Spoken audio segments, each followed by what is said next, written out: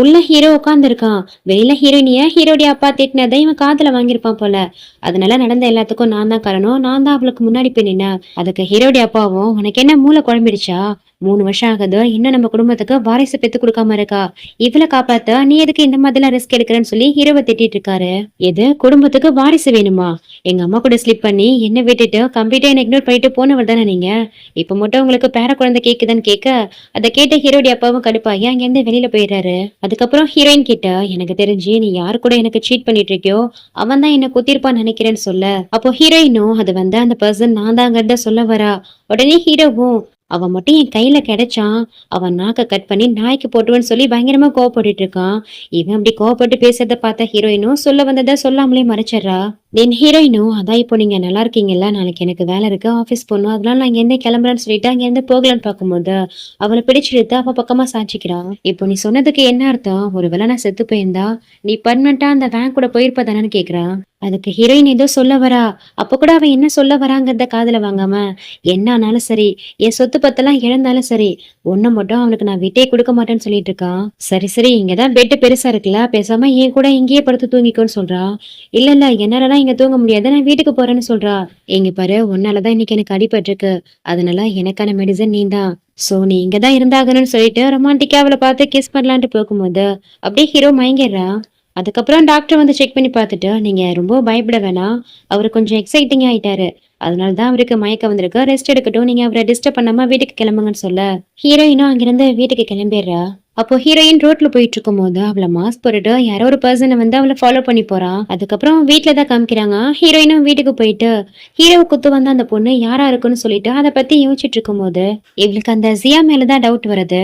உடனே அந்த ஹோட்டல்ல இருந்த சிசிடிவி ஃபுட்டேஜ் எல்லாத்தையும் ஹேக் பண்ணி அங்க என்ன நடந்ததுங்கிறத செக் பண்ண ஆரம்பிக்கிறா. அப்போ அங்க இருந்த நைஃபா அந்த ஜியா தானே எடுத்துட்டு போயிருப்பான். அது எல்லாத்தையும் இவ பாக்கவும், அப்போ இவ தான் எல்லாத்தையும் பண்ணிருக்கான்னு சொல்லிட்டு ஹீரோயின் கன்ஃபார்மே பண்ணிடுறா. அட் த சேம் டைம் அந்த வீட்டுக்குள்ள ஹீரோயினை ஃபாலோ பண்ணி வந்த அந்த பர்சன் உள்ள வந்துட்டான் போல. கீழே இருந்து ஏதோ கடாமுடான்னு சத்தம் கேட்டுட்டு இருக்கு. எவ்வளவு யாருதுன்னு சொல்லிட்டு கீழே இறங்கி போறா. அப்போ பின் பக்கமா வந்து அந்த பர்சன் ஹீரோயினிய குத்தலான்ட்டு வரும்போது அங்க இருந்த மிரர் வழியா அந்த ஆளை பாத்தரா. கரெக்டா அவன் குத்த வரும்போது பக்கத்துல இருந்த பூஜாடி எடுத்து அவன் மண்டையிலே அடிச்சிடறா. அப்பவும் அவனுக்கு எதுவுமே ஆகல. தொடச்சு விட்டுட்டு எழுந்த ஹீரோயினை அட்டாக் பண்ணதான் பாத்துட்டு இருக்கான். கரெக்டா ஹீரோயினிய குத்தலான்ட்டு வரும்போது அந்த இடத்துக்கு ஹீரோ வந்து அவனை பிடிச்சு அடிக்க ஆரம்பிக்கிறான். ஹீரோவை தட்டி விட்டுட்டு அந்த ஆள் அங்க இருந்து ஓடி போயிடுறா.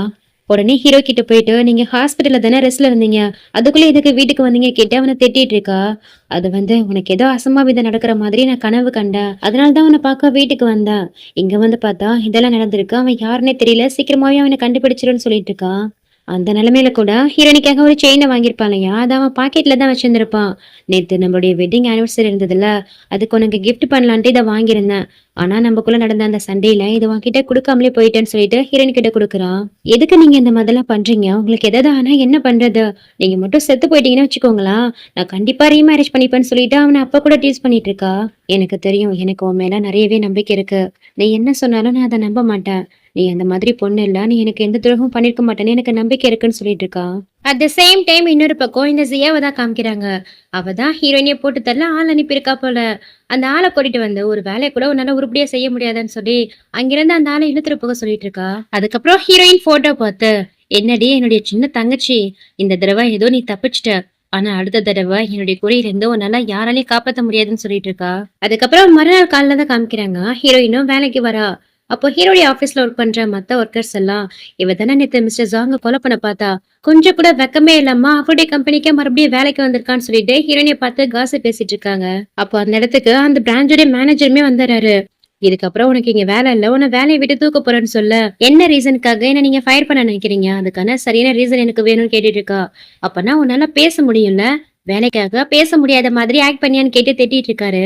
அப்போ ஹீரோயினும், இன்னும் போலீஸ் வந்து இன்வெஸ்டிகேட் பண்ணி நான் தான் குற்றவாளின்னு கன்ஃபார்ம் பண்ணல, அப்படி இருக்கும்போது நீங்க எப்படி என்ன கம்பேர் பண்றீங்க, அப்படி இருக்கும்போது நீங்க எப்படி என்ன பிளேம் பண்ணலான்னு கேள்வி கேட்டுட்டு இருக்கும் போதே அங்க ஹீரோமே வந்துடுறா. தென் ஹீரோ வந்ததுக்கு அப்புறம் தான் ஹீரோடைய அசிஸ்டன்ட் மூலயமா லாஸ்ட் நைட் ஹீரோவை கொலை பண்ண பார்த்தது ஹீரோயின் இல்ல வேற யாரோங்கிற விஷயமும் எல்லாருக்கும் தெரிய வருது. அதை கேட்டு எல்லாரும் ஆச்சரியமா பார்த்துட்டு இருக்கும் போது இன்னொரு பெரிய ஷாக்கா எல்லாருக்கும் கொடுக்குறாங்க. இதுக்கப்புறம் ஹீரோயினியா இந்த ஆபீஸ்ல பர்சனல் அசிஸ்டண்டா ஹீரோ ப்ரமோட் பண்றான். அது கேட்ட எல்லாருக்கும் பயங்கர ஷாக்கிங்கா இருக்கு. ஹீரோவும் அவனுடைய கேபின்குள்ள போகிறதுக்கு முன்னாடி ஹீரோயினே வர சொல்லிட்டு போறான். ஹீரோயினுமே உள்ள போறா. அவ வந்ததுமே அவளை ஹக் பண்ற மாதிரி கிட்ட போக, ஹலோ மிஸ்டர் ஜாங், இது நம்மளுடைய கம்பெனி. இங்க இந்த மாதிரி உங்க ஃப்ளர்ட்டிங் வேலையெல்லாம் வச்சுக்காதீங்கன்னு சொல்லிட்டு வார்ன் பண்ணிட்டு இருக்கா. ஆபீஸ் ரொமான்ஸ் இருக்க கூடாதுன்னு ரூல்ஸ் போட்டவனே நான் தான்.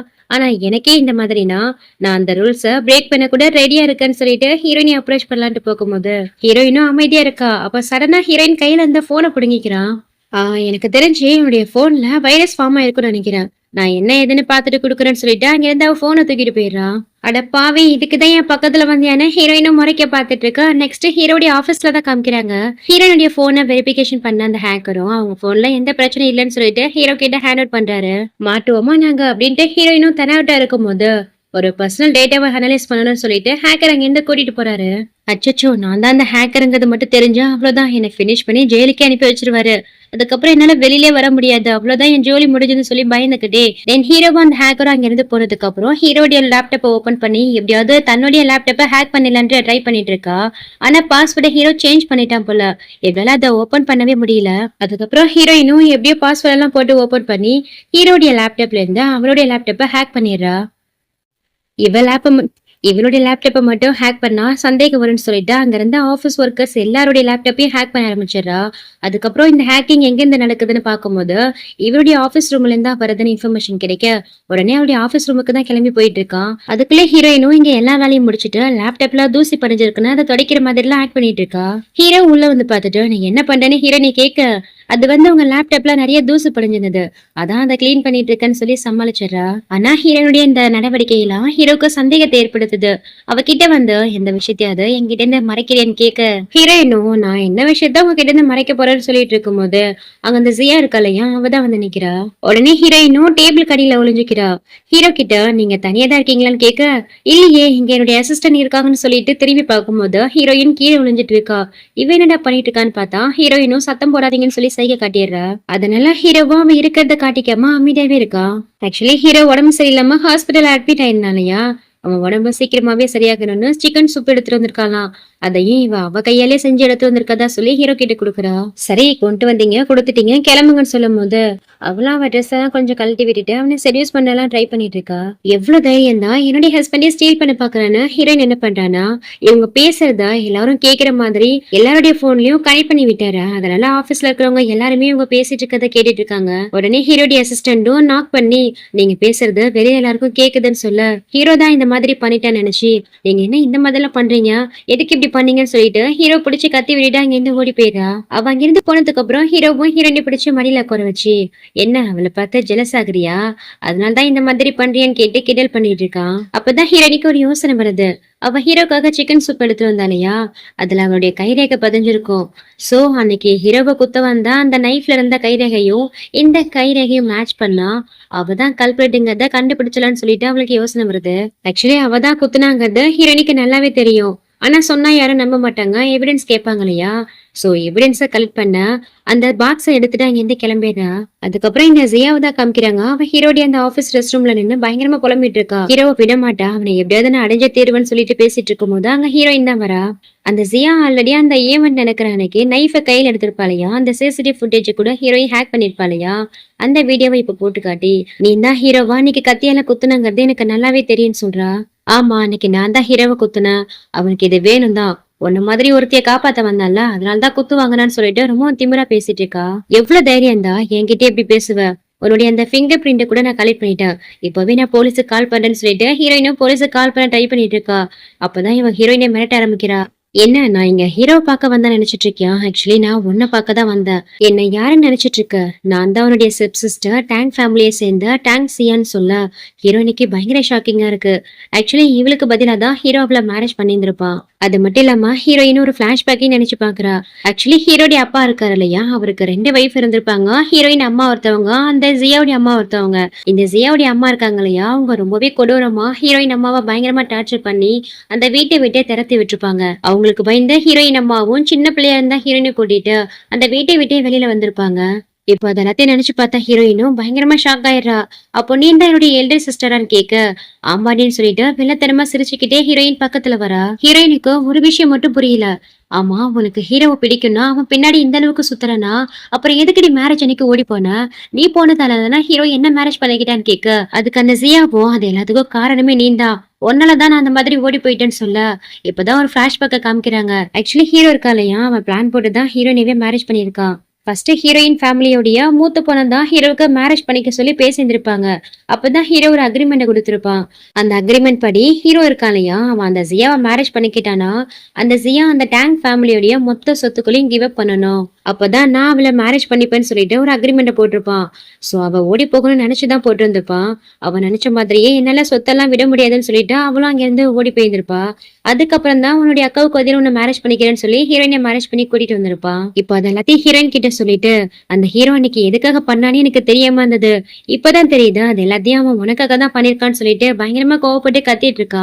இந்த 3 வருஷமும் உன்னால நான் எவ்வளவு கஷ்டப்பட தெரியுமா, இதுக்கப்புறம் நம்ம டேங்க் ஃபேமிலி சொத்தும் சரி ஹீரோவுடைய ஜாங் ஃபேமிலி சொத்தும் சரி எல்லாமே எனக்கு மட்டும் தான் சொந்தம்னு சொல்லிட்டு இருக்கா. இப்போ அதெல்லாத்தையும் கேட்ட ஹீரோயினும், அப்ப சொத்துக்காக தான் என்ன கொலை பண்ண பாத்தியா, நீ மட்டும் என்ன கொன்னிருந்தேனா ஹீரோ உன்னை சும்மா விட மாட்டான்னு சொல்ல இதுக்கப்புறம் அந்த ஹீரோவே நினைச்சாலும் உன்னை காப்பாத்தவே முடியாதுன்னு சொல்லிட்டு இந்த ஜியா இருக்காளையா ஹீரோயினை பார்த்து சிரிச்சுக்கிட்டே போன் எடுத்து ஒரு வீடியோ காமிக்கிறா. அதுல ஹீரோயுடைய அம்மாவை கிட்னாப் பண்ணி ஒரு இடத்துல கடத்தி வச்சிருக்கா. அதை பார்த்ததுமே ஹீரோயின் ரொம்ப பதறி போயிடுறா. என் அம்மாவை என்னடி பண்ண, ஒழுங்கா அவங்கள விட்டுன்னு சொல்லிட்டு கெஞ்சிட்டு இருக்கா. உன் அம்மா என் அப்பாவை திருடிக்கிட்டா, நீ என்னுடைய ஹீரோவை திருடிக்கிட்ட, இது எல்லாத்துக்கும் பதில் சொல்லதான் இன்னைக்கு நான் வந்திருக்கேன். இதுக்கப்புறம் நான் சொல்றபடிதான் நீ கேட்டாகணும். அப்படி இல்லைன்னு வச்சுக்கோயேன், உன் அம்மாவை உயிரோடவே நீ பார்க்க முடியாது, அவங்கள கொன்னுடுவேன்னு சொல்லி மிரட்டிட்டு இருக்கா. சரி நான் என்ன பண்ணணும், என்ன பண்ணி தொலைச்சா எங்க அம்மாவை விடுவேன்னு சொல்லி கேட்க அந்த ஹீரோ உனக்காக உயிரை கூட கொடுக்க தயாரா இருந்தான்ல, அவன் லைஃப சாவ விட மோசமாகணும், அவனை பயங்கரமா டார்ச்சர் பண்ணியாகணும்னு சொல்லிட்டு ஹீரோயின் கிட்ட ஒரு சின்ன போது குட்டி மைக்க கொடுக்குறா. அதுக்கப்புறம் இங்க கட் பண்ணா நெக்ஸ்ட் ஹீரோடைய ஆபீஸ்ல தான் காமிக்கிறாங்க. ஹீரோயினும் ரொம்ப அமைதியா ஹீரோ முன்னாடி வந்து உட்காரா. அவ கொடுத்த அந்த மைக்க ஹீரோயின் அவ காதுல பிக்ஸ் பண்ணிருக்கா போல. சோ யாருக்கும் தெரியாத அளவுக்கு முடியால கவர் பண்ணிட்டு தான் ஹீரோடைய ரூமுக்குள்ள வந்திருக்கா. அவ அந்த மைக்க மூலியமா ஹீரோயின் கிட்ட கம்யூனிகேட் பண்ணவும் ஆரம்பிக்கிறா. நான் சொல்றபடி எல்லாம் கேட்கணும், நீங்க என்ன பேசுறீங்க, நீங்க என்ன பண்றீங்க, என்ன பிளான் பண்றீங்கன்னு எல்லாமே எனக்கு தெரிஞ்சாகணும், இதுக்கப்புறம் நான் சொல்றதுதான் நீ செஞ்சாகணும்னு சொல்லிட்டு ஹீரோயின் கிட்ட கண்டிஷன் எல்லாம் போடுறா. ஹீரோயின் ரொம்பவே சோகமா உட்காந்துருக்கத பாத்துட்டு என்னாச்சு, உன்னை யாராவது புள்ளி பண்ணாங்களான்னு ஹீரோவும் கேட்டுட்டு இருக்கான். அப்படிலாம் எதுவுமே இல்ல, நான் ஓகேவா தான் இருக்கேன்னு சொல்ல உனக்கு எதுவும் உடம்பு முடியலன்னு கேட்டு ஹீரோயினும் ஹீரோவை டச் பண்ணலான்ட்டு போகும்போது அவ பயங்கரமா கோவப்பட்டு திட்டிட்டு இருக்கா. என்ன தொடாதீங்கன்னு சொல்லி கத்திட்டு இருக்கா. என்னாச்சு இவளுக்கு, கொஞ்ச நேரத்துக்கு முன்னாடி கூட நல்லா தானே இருந்தா, இப்ப என்ன வந்ததுன்னு சொல்லிட்டு என்னாச்சுன்னு கேட்கும் போது இவளுக்கு என்னாச்சு, கொஞ்ச நேரத்துக்கு முன்னாடி கூட நல்லா தானே இருந்தான்னு சொல்லிட்டு ஹீரோவும் ஒண்ணுமே புரியாம பாத்துட்டு இருக்கான். எனக்கு உங்களை பார்க்கவே பிடிக்கல, உங்க முகத்தை பார்த்தாலே எனக்கு அருவருப்பா இருக்கு, இதுக்கப்புறம் என் பக்கத்துல கூட வராதிங்க, எனக்கு டிவோர்ஸ் கொடுத்துருங்கன்னு சொல்லி அழுதுகிட்டே அங்க இருந்து ஓடி போயிடுறா. அதுக்கப்புறம் ஹீரோவும் பின்னாடியே வந்து ஹீரோயின் பக்கத்துல உட்காந்து என்னாச்சு, எதுக்கு இவ்வளவு கோவப்படுற, நான் ஏதோ உன்னை கோவப்படுத்துற மாதிரி நடந்துகிட்டேனான்னு கேட்டு ரொம்ப பொறுமையா பேச ஆரம்பிக்கிறான். ஆனா ஹீரோயினும் மறுபடியுமே ஹீரோவை ஹர்ட் பண்ற மாதிரி பேச அவனுமே அங்கிருந்து கிளம்பிடுறான். ஹீரோயினுக்கும் ரொம்பவே கஷ்டமா இருக்கு, என்ன மன்னிச்சிருங்கன்னு சொல்லி சைன் லாங்குவேஜ்ல காட்டி ரொம்பவே அழுதுட்டு இருக்கா. அதுக்கப்புறம் ஹீரோவும் ஹீரோயின் நடந்துகிட்ட விதத்தெல்லாம் நினைச்சு பாக்குறான். ஒருவேளை இவங்களுக்கு மேரேஜ் ஆனதா ஹீரோ மறைச்சிட்டு இருக்கான் இல்லையா, அதனாலதான் ஹீரோயின் கோவப்படுறாலும் நினைச்சு அவருடைய அசிஸ்டன்ட்க்கு தான் கால் பண்ணி ஒரு முக்கியமான விஷயத்த எல்லார்கிட்டயும் அனௌன்ஸ்மெண்ட் பண்ண போறேன்னு சொல்லிட்டு இருக்கான். சோ ஹீரோடைய அசிஸ்டன்டும் எல்லார்கிட்டயும் அந்த விஷயத்த சொல்லி அலர்ட் பண்ண எல்லாரும் லேப்டாப்ப கவனிக்க ஆரம்பிக்கிறாங்க. அதுல ஹீரோவும் லைவா பேச ஆரம்பிக்கிறான். அதுல ஹீரோவும் என்னுடைய மேரேஜ் லைஃப பத்தி ஒரு முக்கியமான விஷயத்த எல்லார்கிட்டயும் சொல்ல போற, ஒரு முக்கியமான அனௌன்ஸ்மெண்ட் கொடுக்க போறேன்னு சொல்லும் போதுதான் எல்லாருக்கும் ஹீரோக்கும் மேரேஜ் ஆன விஷயமே தெரிய வருது. என்ன நம்ம பாஸுக்கு மேரேஜ் ஆயிடுச்சுன்னு சொல்லிட்டு ரொம்பவே ஆச்சரியமா எல்லாரும் பாத்துட்டு இருக்காங்க. இப்படி ஹீரோ பேசிட்டு இருக்காதா ஹீரோயினுமே பாக்குறா. அந்த ஜியா இருக்காளையா, அவளும் கேட்டுட்டு தான் இருக்கா. ஹீரோ தன்னுடைய வைஃப் யாருன்னு எல்லார்கிட்டயும் சொல்லிட்டா, ஹீரோயின் தான் ஹீரோடைய வைஃப்னு எல்லாருக்கும் தெரிஞ்சு போயிடும் இல்லையா. அதனால உடனே இந்த ஜியா ஹீரோயினுக்கு தான் கால் பண்ணி நீ என்ன பண்ணுவே ஏது பண்ணுவே எனக்கு தெரியாது, ஹீரோடைய வைஃப் நீந்தாங்க தான் யார்கிட்டயும் சொல்லக்கூடாதா, அதை எப்படியாவது ஸ்டாப் பண்ணுன்னு சொல்ல ஹீரோயினும் ஹீரோடைய லேப்டாப்பை ஹேக் பண்ணி ஹீரோயின் தான் தன்னுடைய வைஃப்னு ஹீரோ சொல்ல வரும்போது கரெக்டா அந்த வார்த்தையை டிஸ்கனெக்ட் பண்ணி விட்டுறா. உடனே ஹீரோடைய அசிஸ்டன்டும் ஹீரோ கிட்ட வந்து மறுபடியும் அந்த ஹேக்கர் வந்துட்டான், நீங்க சொல்ல வந்த விஷயத்த உங்க லேப்டாப்பை ஹேக் பண்ணி யாருக்கும் தெரிய விடாம பண்ணிட்டான்னு சொல்லிட்டு இருக்காரு. இன்னமும் அவனை உங்களால கண்டுபிடிக்க முடியலன்னு கேட்டு ஹீரோவும் பயங்கரமா கோவப்பட்டு இருக்கான். அவனை கண்டுபிடிச்சாச்சு, அவனுடைய லொகேஷன் நம்ம ஆபீஸ்குள்ள தான் காட்டுதுன்னு சொல்ல அடுத்த செகண்டே ஹீரோவும் அசிஸ்டன்டும் எல்லார்கிட்டயும் போயிட்டு அவங்க இருக்கிற இடத்துல அவங்க பொருளை வச்சுட்டு நகர்ந்து வாங்கன்னு சொல்றாங்க. இதை கேட்ட ஹீரோயினும் கண்டுபிடிச்சிருவாங்களோன்னு சொல்லிட்டு தன்னுடைய போன் அங்கிருந்து வெளியில தூக்கி போட்டுறா. அசிஸ்டன்டும் அங்கிருந்த எல்லாருடைய போனையும் கரெக்ட் பண்ண ஆரம்பிக்கிறாரு. ஹீரோவும் ஹீரோயின் கிட்ட வந்து உங்களுடைய போன் எங்க அந்த கொடுன்னு கேட்கும் போது அது வந்து என் ஃபோனுன்னு சொல்லும்போது, அப்பதான் ஹீரோயினுடைய ஃபோன பிடுங்கிட்டு போன ஞாபகம் வருது. என்னுடைய ஃபோன நீங்க தான் அன்னைக்கு பிடுங்கிட்டு போனீங்க. நீங்க தான் வச்சிருக்கீங்கன்னு சொல்லி சமாளிச்சுர்றா. அப்போ அந்த இடத்துக்கு ஹீரோடைய அசிஸ்டன்ட் வந்து ஃபோனுடைய சிக்னல் இப்போதைக்கு நம்மளுடைய ஃபர்ஸ்ட் ஃப்ளோர்ல தான் காமிக்குதுன்னு சொல்ல, ஹீரோவும் அவங்க கூட கிளம்பி போறாரு. அங்க போய் பார்த்தா ஹீரோடைய செக்யூரிட்டி அங்கிருந்து ஒரு ஆள பிடிச்சு இழுத்துட்டு வந்துட்டு இருக்காங்க. ஹீரோவும் அந்த ஆள பிடிச்சு, "எவ்ளோ தைரியம் தான் இவ்ளோ நல்லா ஹேக் பண்ணி எவ்வளவோ பண்ணியிருப்ப. எதுக்கு இப்படிலாம் பண்ணன்னு?" சொல்லிட்டு அவன பிடிச்சு மிரட்டிட்டு இருக்காரு. அந்த ஆளுக்கா செம்ம கடுப்பாகுது. ஹீரோடைய கைய உதறி விட்டுட்டு, "என்ன நான் ஹேக் பண்ணனா? நான் செவனேன்னு அமைதியா ரோட்ல போயிட்டு இருந்தேன். அப்போ உங்க கம்பெனில இருந்து தான் ஒரு ஃபோன் என் தலையில வந்து விழுந்தது. இங்க பாருங்க அந்த ஃபோன் விழுந்ததுல என் தலை எப்படி இருக்கு பாருங்கன்னு" சொல்ல, அந்த ஆளுடைய தலையில காயம் பட்டு ரத்தம் ஒழுகிட்டு இருக்கு. அதோட அந்த ஆளு, "இந்த ஃபோனு தான் என் தலையில வந்து விழுந்ததுன்னு" சொல்லிட்டு காமிக்கிறாரு. அந்த ஃபோன் ரொம்பவே டேமேஜ் ஆயிருக்கு. ஹீரோவும் அந்த ஃபோனை வாங்கிக்கிட்டு அந்த ஆளுக்கு காம்பன்சேஷனா பணத்தை கொடுத்து அனுப்புங்கன்னு சொல்ல அவங்களுக்கு கொடுத்து அனுப்புறாங்க. அதுக்கப்புறம் அசிஸ்டன்ட் கொடுத்து அந்த ஃபோனை ரெடி பண்ணி எடுத்துட்டு வர சொல்றாரு. அப்படியே நைட் ஆகாத ஹீரோயினும் வீட்ல தான் இருக்கா. அப்போ ஹீரோயின் கிட்ட வந்து, "இன்னைக்கு கிட்டத்தட்ட அந்த வேங்க நான் கண்டுபிடிச்சிருப்பேன்.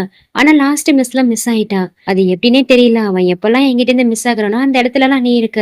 அது மட்டும் இல்லாம நீ யூஸ் பண்ற அதே போன் மாதிரி தான் அவனும் யூஸ் பண்ணிட்டு இருக்கான். அதுதான் எப்படின்னு தெரியலன்னு" சொல்லிட்டு இவன் மேல சந்தேகப்படுற மாதிரி ஹீரோவும் கேள்வி கேட்டுட்டு இருக்கான். இதுல என்ன இருக்கு? இந்த மாதிரி போனை நிறைய பேர் யூஸ் பண்ணுவாங்க. அதுக்காக நீங்க எதுக்காக என்கிட்ட இந்த மாதிரி கேக்குறீங்கன்னு கேட்கும்போது, அந்த போன் எடுத்து காட்டி, "இந்த போனை நான் ரிப்பேர் பண்ண கொடுத்தேன்.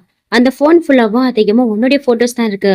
அது எப்படி உன் போட்டோஸ் அவனுடைய போன்ல இருக்குன்னு" சொல்லிட்டு, "அப்பனா உண்மையை சொல்லு. நீ தான் அந்த ஹேக்கரான்னு" கேட்டு மிரட்டிட்டு இருக்கான். அதுக்கு ஹீரோயினும், "அந்த ஹேக்கர் தான் இந்த போனை என்கிட்ட கொடுத்தான். அதனால தான் என்னுடைய போட்டோஸ்லாம் அதுல இருக்கு. உண்மையிலே அது என்னுடைய போன் தான். அது மட்டும் இல்லாம உங்க கம்பெனி டேட்டாவெல்லாம் அவன் தான் என்ன ஸ்டீல் பண்ணிட்டு வர சொன்னான். அதுக்காக தான் நான் அவனுக்கு ஹெல்ப் பண்ணிட்டு இருக்கேன். அவன் ஒன்னும் என்ன ஃபோர்ஸ்லாம் பண்ணல. நானே தான் விருப்பப்பட்டு அவனுக்கு ஹெல்ப் பண்ணிட்டு இருக்கேன்னு" சொல்றா. இதுக்கே ஹீரோ கடுப்பாயிட்டு இருக்கா. இன்னொரு முக்கியமான விஷயத்தையும் சொல்றா. "இது எல்லாத்தையும் விட அவன் குழந்தை என் வயித்துல வளர்ந்துட்டு இருக்கு. நான் பிரெக்னெண்டா இருக்கேன்னு வேற சொல்லிடுறா." அவ்வளவுதான். அதை கேட்ட ஹீரோடைய மனசே சுக்குநூறா உடைஞ்சு போயிடுது. அப்படியே ரொம்பவும் டவுன் ஆகி உட்காந்துடுறான். "அப்பனா உங்களோட இந்த ரிலேஷன்ஷிப்புக்கு தடையா இருக்கிறது நாங்கிறதால, அதுக்காக தான் என்ன கொலை பண்ண அவன் ட்ரை பண்ணான்னு" கேட்க, அது வந்து அவன் உண்மையிலேயே உங்கள கொலை பண்ண பாக்கல. என்னதான் கொலை பண்ண பாத்துருக்கான். ஏன்னா நான் அவன அந்த அளவுக்கு லவ் பண்ணிட்டு இருக்கேன். என்னால அவன் கூட வாழதான் முடியல. சாகிறதாவது அவன் கையெல்லாம் சாகணும்னு ஆசைப்பட்டேன். ஏன்னா நான் அந்த அளவுக்கு அவனை லவ் பண்ணிட்டு இருக்கேன்னு சொல்லி சம்மந்தமே இல்லாம ஹீரோ கிட்ட உளறிட்டு இருக்கா. அப்பனா 2 நாளைக்கு முன்னாடி என்ன ஹக் பண்ணது, என்ன ஹோல்ட் பண்ணது, என்கிட்ட நல்ல விதமா பேசுனது, அது எல்லாமே என்னன்னு கேட்கும்போது, அதுக்கு ஹீரோயினும், "அது எல்லாமே வெறும் ஆக்டிங் மட்டும்தான். அப்பதான் நீங்க என்ன நம்புவீங்க. அதனால உங்க நம்பிக்கையை சம்பாதிக்க தான் இந்த மாதிரிலாம் ஆக்ட் பண்ணேன்.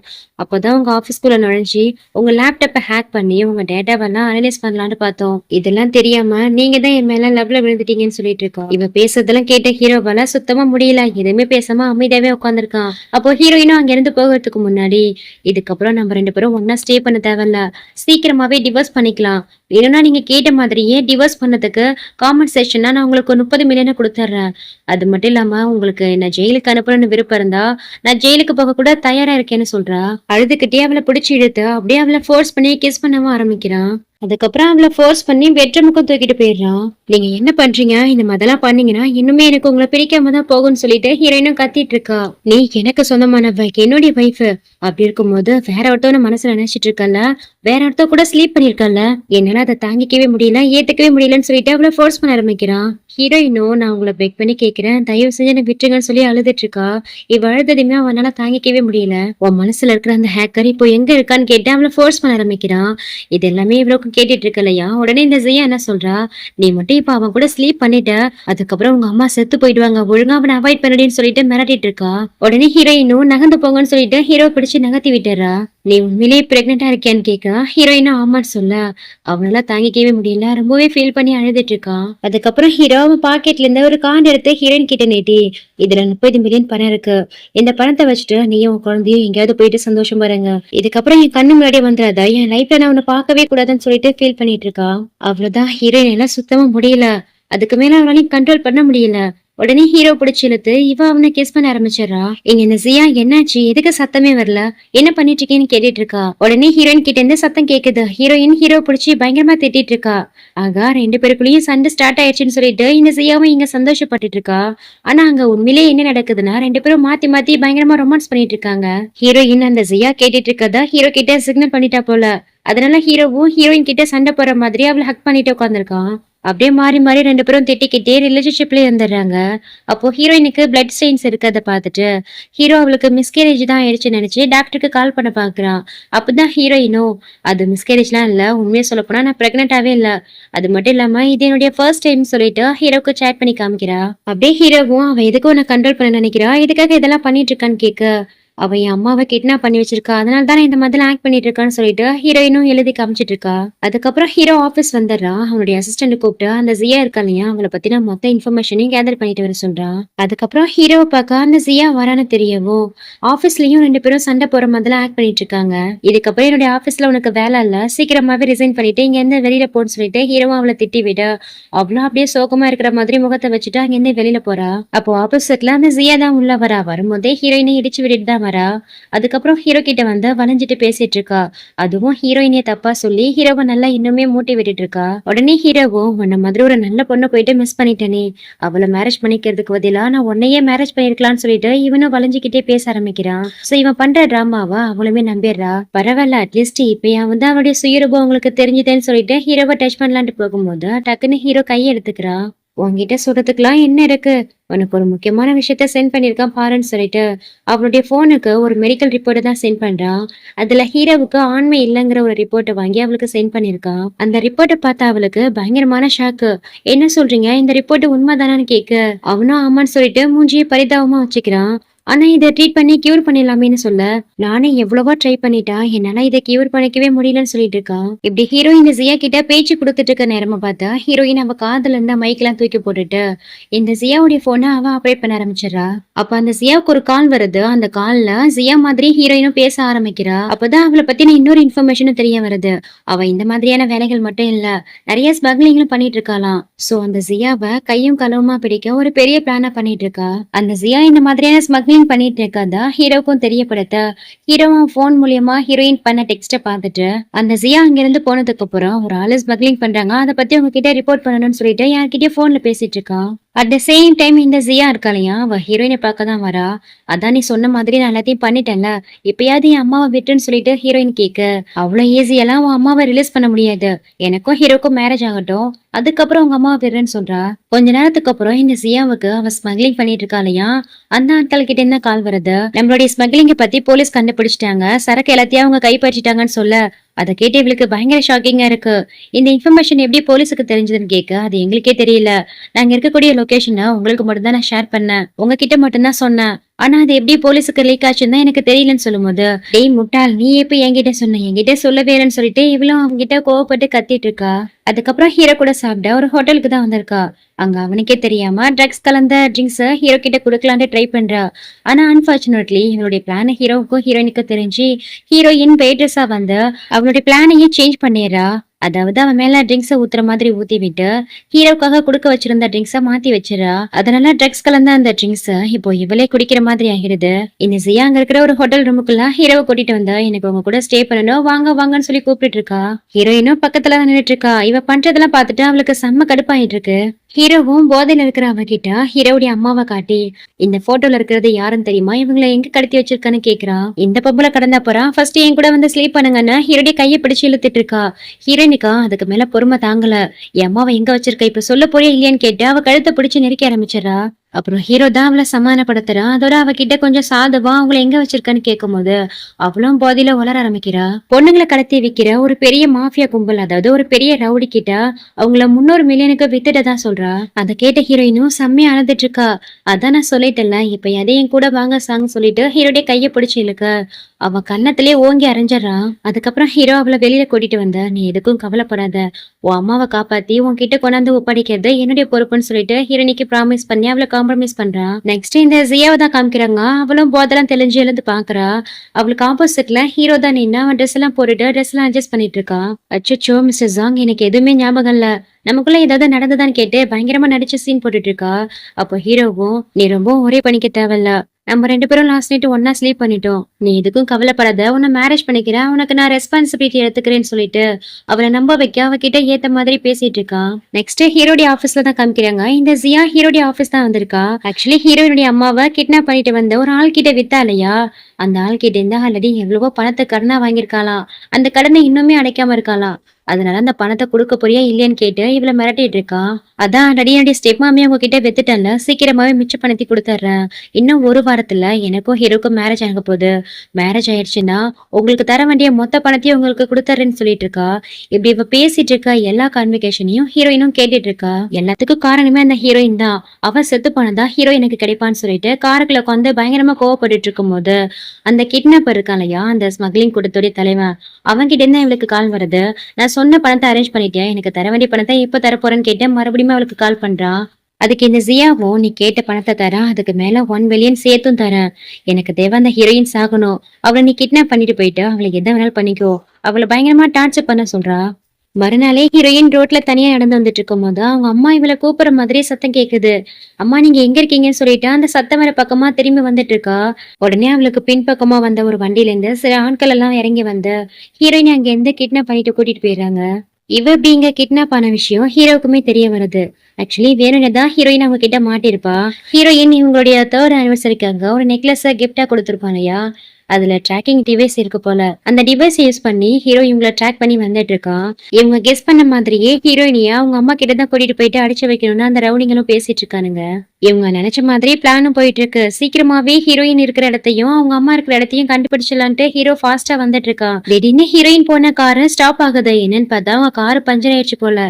அதனால காருக்குள்ள இருக்கிற ஹீரோயினியா வேற ஒரு காருக்கு கூட்டிட்டு போகலான்ட்டு வெளியில இழுத்துட்டு வராங்க. அப்ப அவ கழுத்துல இருக்கிற நெக்லஸ பாத்துட்டு அதை பிச்சு இந்த ரவுடி பையனும் இது நல்ல வேலைக்கு போகும்னு சொல்லி காமிச்சிட்டு இருக்கான்.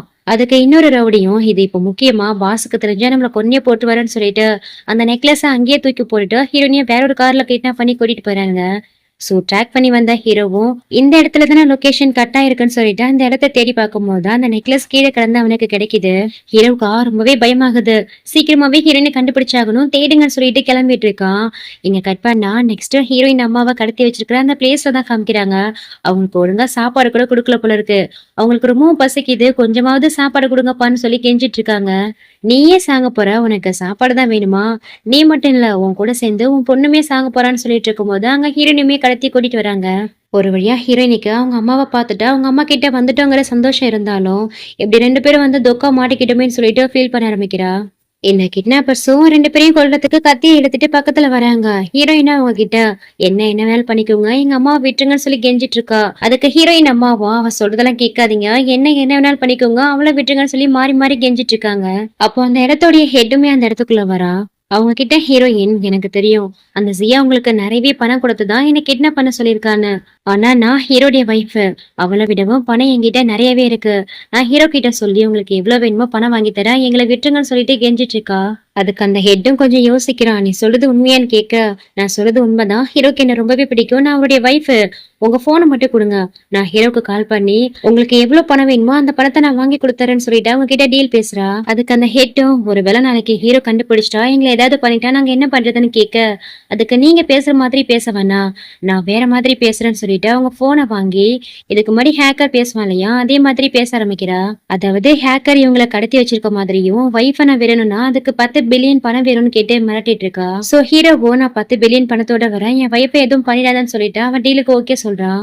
அங்கிருந்து கிளம்புறதுக்கு முன்னாடி ஹீரோடைய அசிஸ்டன்ட் அந்த ஹேக்கர் கேட்ட 10 பில்லியன் பணத்தை நீங்க தர போறீங்களான்னு கேட்க, அந்த ஹேக்கர் கேட்டது 10 மில்லியன் இல்ல 10 பில்லியன், அவ்வளவு பணத்தையும் கொடுக்கறதுக்கு நான் என்ன சேரிட்டியா வச்சு ரன் பண்ணிட்டு இருக்கேன்னு சொல்லிட்டு ஹீரோ ஒரு பிளாஷ்பேக்கை தான் நினைச்சு பாக்குறான். இதுக்கு முன்னாடி ஹீரோவும் ஹீரோயினியும் சண்டை போடுற மாதிரி சண்டை போட்டு ஒன்னா ஸ்டே பண்ணிருப்பாங்க இல்லையா.